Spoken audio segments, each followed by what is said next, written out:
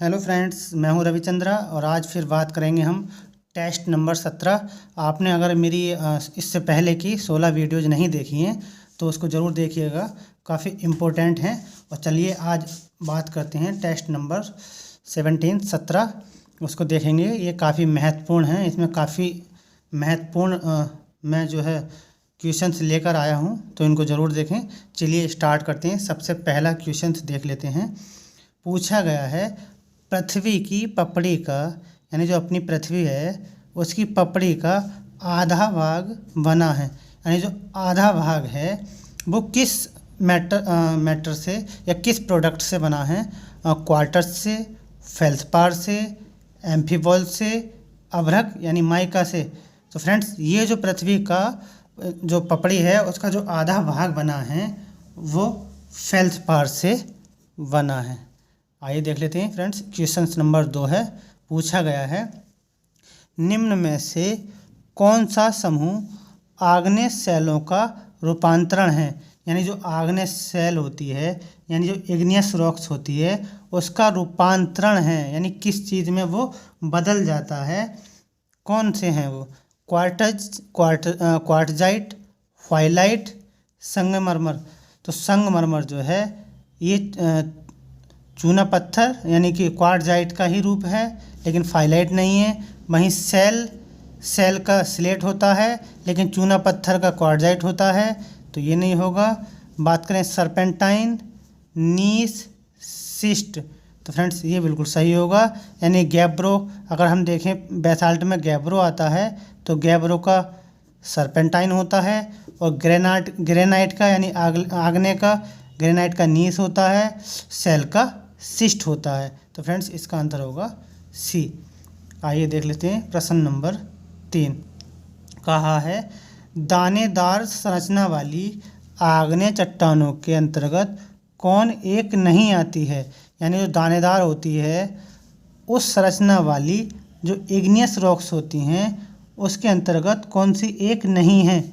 Granite, gabbro, diorite, pumice. तो friends, दानेदार संरचना के अंदर ग्रेनाइट भी आती है, यानी कि ग्रेनाइट आग्नेय चट्टान है, गैब्रो ये बेसाल्ट ये भी एक तरह से आग्नेय चट्टान है, डायोराइट ये भी आग्नेय चट्टान का ही रूप है। लेकिन जो फ्यूमिस होता है फ्रेंड्स, ये फ्यूमिस वो होता है जब ज्वालामुखी का विस्फोट होता है, ज्वालामुखी का विस्फोट होता है तो उसके साथ में जो डस्ट पार्टिकल्स, धूल के कण और बहुत सारी जो सामग्री निकलती है उसको फ्यूमिस कहा जाता है। फ्रेंड्स इसका आंसर होगा सी। आइए देख लेते हैं क्वेश्चन नंबर 4। क्वेश्चन नंबर 4 है, निम्नलिखित युग्मों में से कौन सुमेलित नहीं है? यानी कि इनमें से एक तरफ ज्वालामुखी है, एक तरफ देश है। पूछा गया है, माउंट इरेबस कोलंबिया में है, माउंट अनुंग इंडोनेशिया में है, ग्रीष्म संबोटन आइसलैंड में है, किलाइया या किलाऊ यूएसए में है। तो फ्रेंड्स हमें पता है जो माउंट इरेबस है तो ये माउंट इरेबस अंटार्कटिका का एक रॉस द्वीप है। रॉस द्वीप या रॉस तट, उसको रॉस द्वीप या रॉस तट है, वहीं पर ये माउंट इरेबस जो ज्वालामुखी है देखने को मिलता है। वहीं बात करें माउंट अनुंग की तो इंडोनेशिया में है। वही ग्रीष्म संबोटन की बात करें तो ये ऐसे नाम जो मिलेंगे, ग्रीष्म, इरिस्म और इरकुत्स्क, तिरकुत्स्क, तो ये सब जितने भी साइबेरिया क्षेत्र होते हैं वहाँ देखने को मिलते हैं, जो कि आइसलैंड में है। फ्रेंड्स, जो ज्वालामुखी विस्फोट होता है तो जो गैस और धुआंरे जिसे बोलते हैं, धुआंरे गैस, ये गीजर, तो ये गीजर और ये धुआंरे वगैरह ये जो शब्द हैं फ्रेंड्स ये आइसलैंडिंग शब्द हैं। पूछा जाएगा गीजर, जैसे पूछा गया था सुनामी कहाँ के शब्द हैं, सुनामी मतलब कहाँ से रिलेटेड है, तो वो जापान से है। पूछा जाएगा गीजर, धुआंरे ये कहाँ से संबंधित हैं, तो ये आइसलैंड या आइसलैंडिंग कंट्री से संबंधित हैं।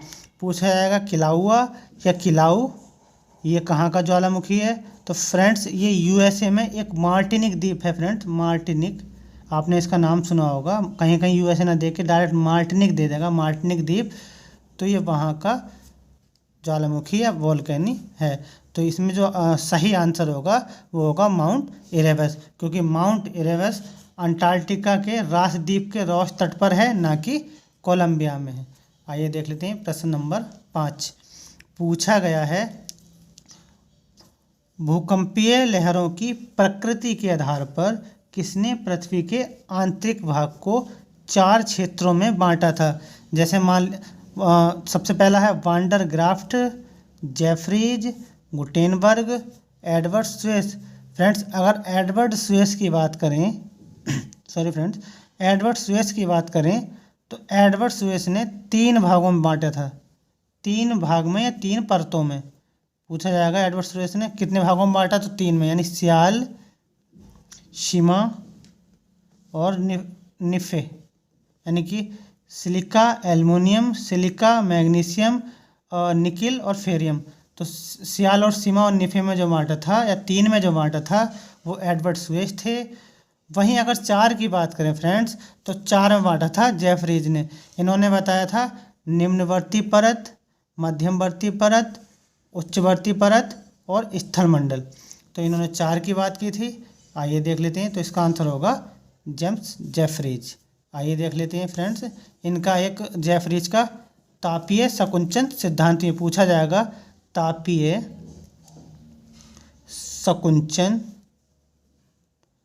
सिद्धांत किसने दिया, पूछा जाएगा तापीय संकुचन सिद्धांत या थर्मल कंस्ट्रक्शन थ्योरी किस भूगोलवेत्ता ने दी।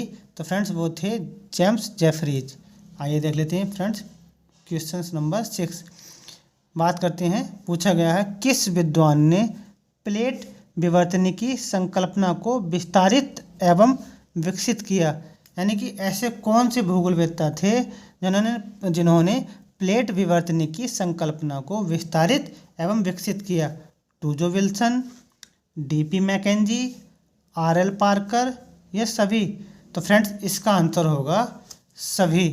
अगर प्लेट विवर्तनी की प्लेट की बात करें, केवल प्लेट शब्द की बात करें तो टूजो विल्सन ने दिया, यानी कि टूजो विल्सन ने दिया। वहीं अगर पूरे प्लेट विवर्तनिकी की बात करें तो WJ मॉर्गन ने दिया। खाली प्लेट पूछे तब टूजो विल्सन, जैसा कि पीजीटी में ये क्वेश्चन पूछा गया था कि प्लेट शब्द किसने दिया, हरित क्रांति शब्द किसने दिया।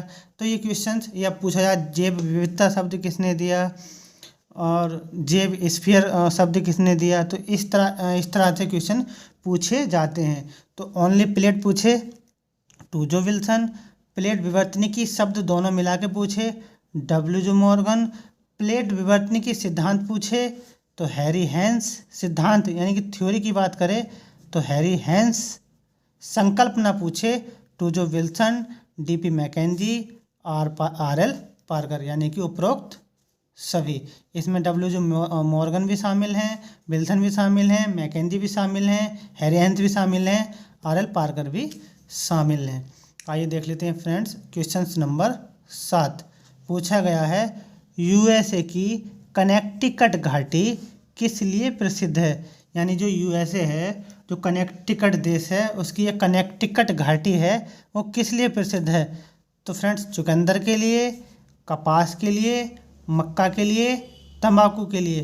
तो फ्रेंड्स जो USA की कनेक्टिकट घाटी है वो तंबाकू के लिए प्रसिद्ध है।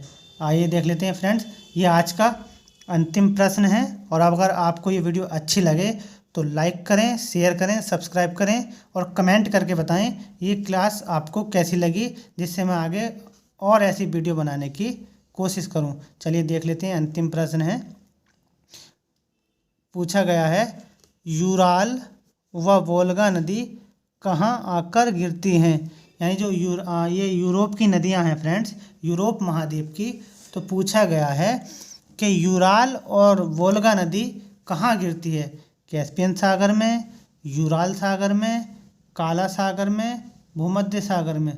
तो फ्रेंड्स यूराल व वोल्गा नदी कैस्पियन सागर में गिरती हैं। वहीं डैन्यूब की बात करें फ्रेंड्स, डैन्यूब नदी, पूछा जाए डैन्यूब नदी कहाँ गिरती है तो डैन्यूब नदी काला सागर में गिरती है।